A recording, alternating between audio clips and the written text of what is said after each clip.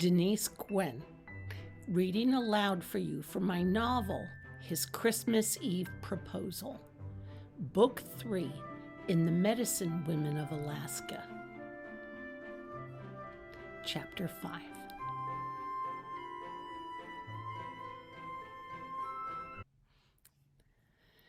Every time the truck bounced over a rut or rattled over a pothole, Naomi flew up into the air, bumped her head against the fabric liner in the ceiling before the seat belt caught her and hauled her back down and bumped her up against Drew's left thigh and Paul's right leg. She couldn't remember the last time she'd experienced this much fright. "Mighty tense, aren't you?" Drew asked. "I'm not interested in dying today. Thank you very much." "Well," Paul drawled, "we are riding along the ridgeline, and I wouldn't look down if I were you, Dr. Schuster, but you can trust me.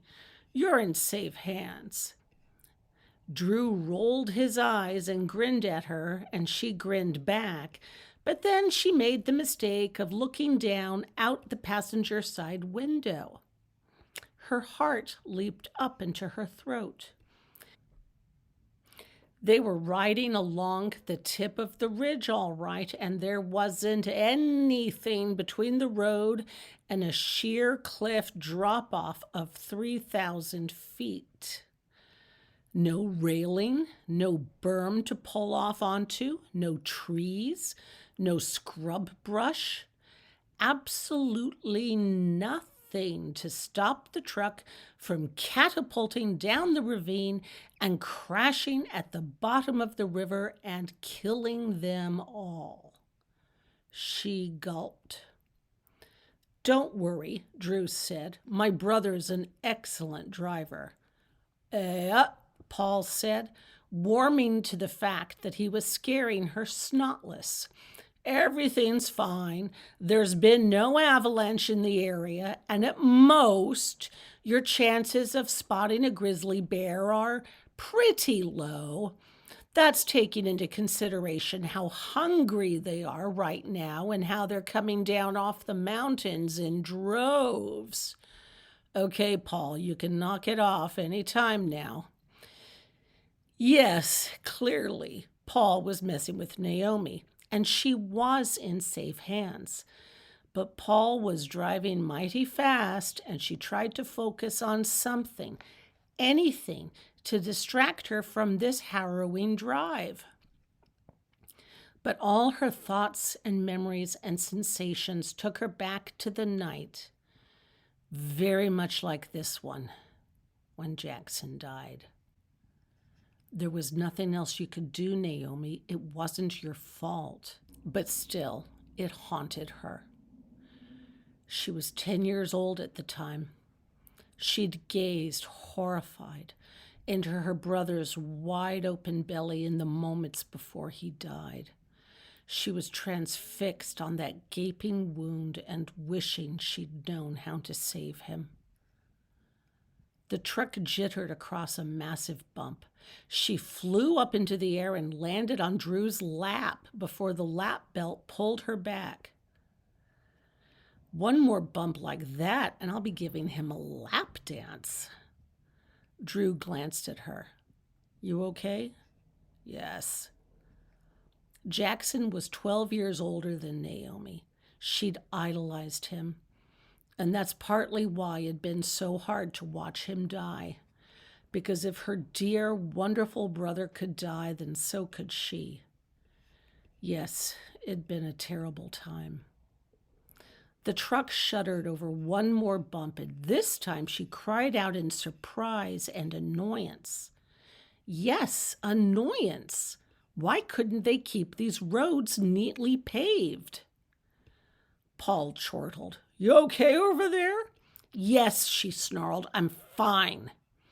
"It's just an old road that was never paved," Drew said. "Like every other road around here?" "Oh, pretty much." "We're almost there, by the way," Paul said. "You're mighty wound up, you know that?" Drew said to her. Wouldn't you be if you weren't accustomed to getting tossed all over the place? Ah, Drew said, this is nothing. At least we're not making our way across a cliff's edge. She shuddered. City girl, he chided her. Drew surprised her by slinging his arm around her shoulder and squeezing, and her heart fluttered with a sudden desire. She loved the way this guy smelled and felt against her. You're going to be okay, Drew said. I'm here. Yes, you are. So, Paul, Drew said, what happened to this guy again? Okay, so this is what happens when a bunch of city boys come out here and don't take care to be careful. Yep, I knew that much already. This big-wig mogul, he's an investor with this guy Velasquez, who's building this huge resort, and apparently his investor friend went out with a guide and got a little too friendly with a grizzly. Did I hear the name Velasquez? A sliver of terror shuddered down her spine. She'd fled Los Angeles, hoping to flee the Velasquez family name. So what in the world was a Velasquez doing way out here in this far-flung location? Had Dr. Velasquez suddenly decided to relocate to Alaska? Why in the world would a world-renowned physician do something like that? Impossible, right? Paul wrenched the steering wheel hard to the right, careened the truck up short in front of a copse of trees, and as it shuddered to a stop, she noticed a small crowd hovering around outside a cinder block building. This was the makeshift clinic. Oh, dear. Paul and Drew grabbed their medical kits, jumped out of the truck, and sped to the door, leaving her behind, flailing around to find her own medical kit. She had to climb over the seat before she finally located it in the back passenger well. She felt the weight of all those eyes as she scurried into the building behind Doctors Paul and Drew. But when she walked in through the front door, her nostrils flared with the acrid scent of antiseptic, and her physician instincts kicked in. She lowered her head and quickened her pace and burst into the room that had been turned into a surgery. She hurried to the sinks and stood between Doctors Paul and Drew, dropped her medical kit, rolled up her sleeves, and started scrubbing.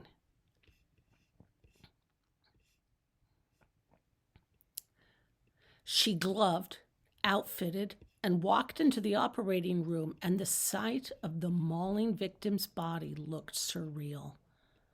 His body appeared intact, but the victim was close to death. She could sense it.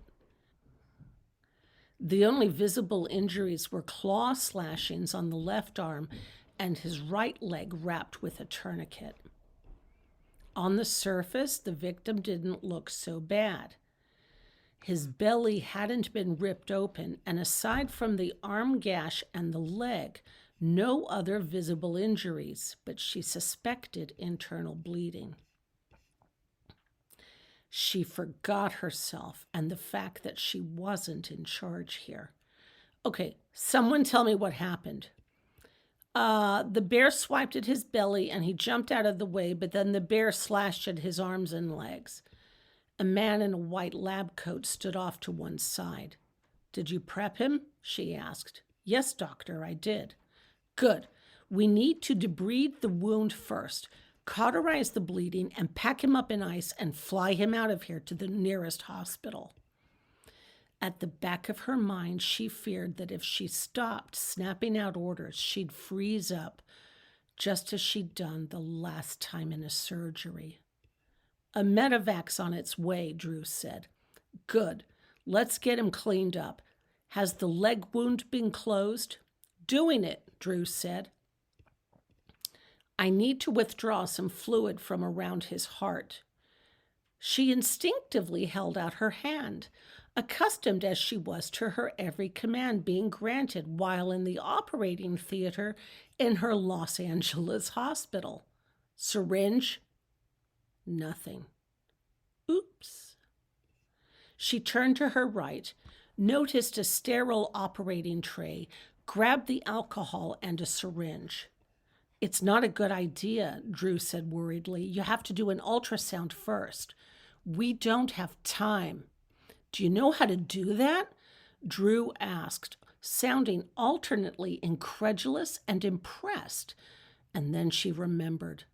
She'd never divulged to him her training in trauma surgery. Only once before, she lied. Actually, Paul said, I don't think he sustained a lot of blood loss. He has, just not externally.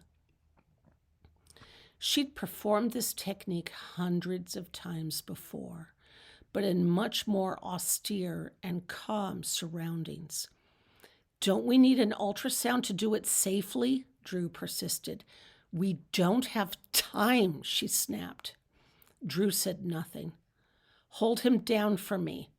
She glanced at the patient. The man's eyes were rolling into the back of his head. He'd entered obstructive shock. Does anyone know what's happened to him? This is more than just an arm gash. Aaron just couldn't get away from the grizzly. Got it. She pulled out her stethoscope and listened to the muffled heart sounds. The blood in his heart was drowning him. He was suffering from cardiac tamponade. He wasn't going to survive the helicopter, no matter how fast it flew him to a hospital. Blood pressure? She asked. 90/70. He's got Beck's triad. Okay. She sterilized the chest area and prepared a needle. I need to aspirate the fluid from his heart. Grab him. Without an ultrasound? Paul sounded shocked. Just hold him. These two doctors were getting in her way. She caught a look between them as she locked in to perform her work. She inserted the needle into the man's chest, envisioned the pericardial sac, pulled back the syringe, and watched with grim satisfaction as the needle filled with blood. It worked beautifully, as she knew it would. Dr. Hermano Velazquez had taught her the procedure.